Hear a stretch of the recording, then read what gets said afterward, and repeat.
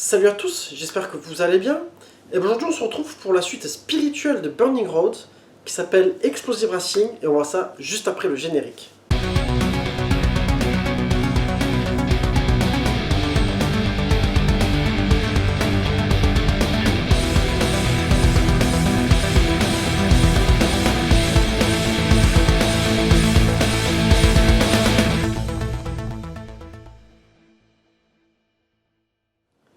Alors Burning Road, je vous en ai souvent parlé parce que c'est un jeu que j'aime bien jouer et je vous disais souvent qu'il me faisait penser à des Daytona USA mélangé à du Sega Rally un petit peu dans le gameplay.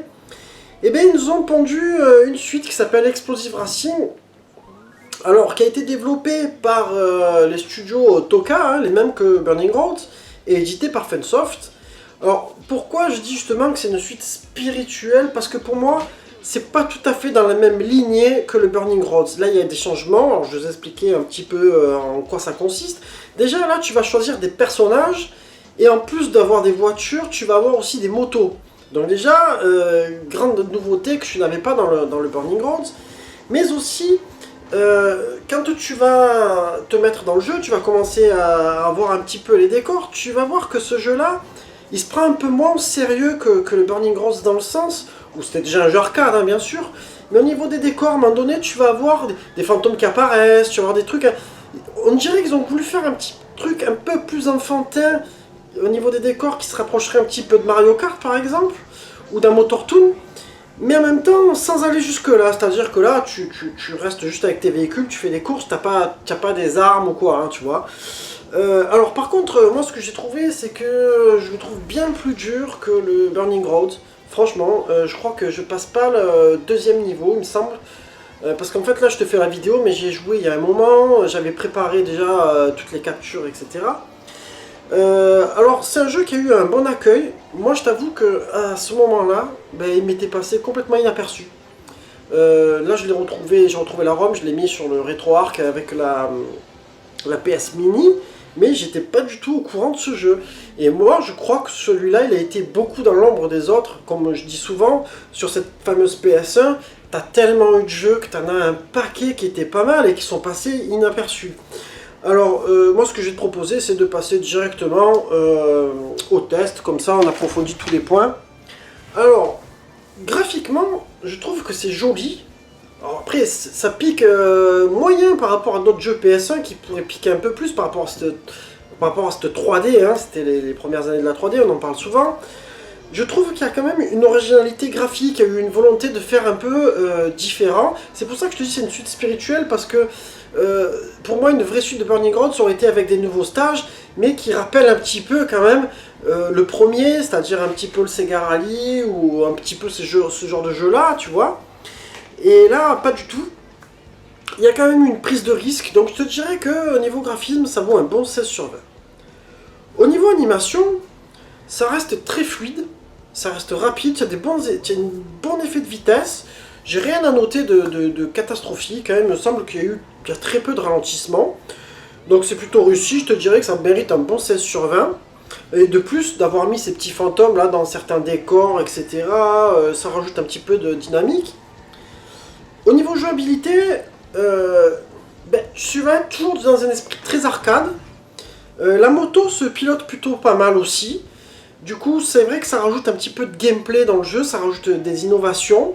Après, c'est pour ça que je te dis encore une fois de plus que c'est une suite spirituelle, parce que peut-être de mettre des motos, etc., ça change le jeu aussi, tu vois, c'est quand même assez différent. Mais dans l'ensemble, franchement, c'est très jouable, ça mérite un bon 15 sur 20 pour moi. Vous me direz ce que vous en pensez pour ceux qui l'ont testé. Ensuite, au niveau mix sonore, c'est là où je te dirais que c'est un petit peu moyen. Dans le sens des bruitages, il n'y a pas vraiment d'amélioration comme dans le 1, où tu avais à un moment donné, dans le 1, que tu dérapes sur la terre ou sur la neige, tu avais le même bruit, tu vois, bon, après c'est de l'arcade, etc. Mais les bruitages, c'est vrai qu'on aurait pu un petit peu les améliorer. Mais bon, ça reste quand même correct. Par contre, les musiques sont toujours dans un esprit rock. Et là, contrairement au premier Burning Rose, je trouve que peut-être c'est un truc sur lequel ils sont passés à côté. Ils auraient peut-être pu prendre et faire des musiques plus enfantines quelque part, tu vois, un peu plus rigolotes. Je sais pas comment te dire ça. Mais là, c'est peut-être un peu trop sérieux du coup par rapport au jeu, et je trouve que ça s'adapte un peu moins. Alors il faut savoir que le 1, en plus, tu avais selon la version, tu avais la version Europe, tu avais les musiques qu'on avait faites chez nous, et tu avais, sur la version américaine par exemple, c'était pas les mêmes musiques. Alors moi j'avais pris une version américaine, et la version américaine te propose les deux sortes de musique. Du coup tu peux tester, tu verras si tu as une ROM, teste-le en américain, tu verras la différence. Du coup, je dirais qu'au mix sonore, ça mérite un 14 sur 20 parce que c'est un petit peu maladroit, je trouve, c'est pas assez adapté, ça rentre pas assez dans l'esprit du jeu. Vous me direz si vous êtes d'accord dans les notes. Au niveau de durée de vie, eh ben, alors, c'est un jeu qui est franchement difficile. D'après ce que j'ai vu, il y aurait 5 circuits apparemment. Moi, je pensais que c'était 3 comme le premier, peut-être avec un cachet. De ce que j'ai lu, alors j'ai pas pu le vérifier puisque j'arrive pas à le passer. Moi, je trouve vraiment plus difficile que le premier Burning Road. Après, je te dirais un truc, c'est que honnêtement, je l'ai poncé 2-3 fois, mais si j'ai envie de rejouer un jeu, je vais plus avoir tendance à rejouer sur le premier Burning Roads que celui-là, tu vois. Donc je dirais que ça mérite un 14 sur 20 pour la durée de vie. Au niveau du verdict, il faut savoir que je regardais un petit peu les notes. Alors, j'ai relevé, chez Joypad, ils avaient mis un 85%, chez Player One, ils avaient mis 91%. Je trouve ça un petit peu haut quand même. Le PS Max, j'avais mis 7 sur 10. Alors moi, j'arrive sur un verdict à 15 sur 20. Je te dirais que, en conclusion, c'est un jeu sympa, qui est malheureusement tombé dans l'ombre des autres, qui mérite peut-être que vous le testiez. Peut-être que vous allez plus l'adorer que moi. Moi, je le trouve sympa, mais sans plus. Tu vois, c'est pas un truc qui fait que j'ai super accroché comme le premier. Parce que moi, quand on m'a parlé d'une suite de Burning Road, je peux te dire que sur le moment, je me dis, waouh, trop méchant, je vais me régaler, je vais le poncer à fond, je vais être dedans. Et en fait, j'ai été un petit peu déçu par rapport à ça. Donc voilà, après le jeu reste sympa. En même temps, ils l'ont pas appelé Burning Road 2, ils l'ont appelé Explosive Racing. Donc tu vois, je peux pas non plus dire, ah, c'est abusé, etc. C'est pas vraiment, en fait, c'est pas réellement une suite, quoi. Mais je pense qu'on a trop, c'est pour ça que je dis que moi c'est spirituel, parce qu'on a trop tendance à dire, ouais, c'est la suite de Burning Road, et ça l'est pas réellement, en fait. Donc voilà, on arrive sur la fin de ma vidéo. J'espère qu'elle vous aura plu. Je vais vous laisser quelques extraits en grand écran. Et puis n'oubliez pas de liker, partager, commenter, etc. Et puis je vous embrasse tous et je vous dis à très bientôt les amis. Ciao ciao.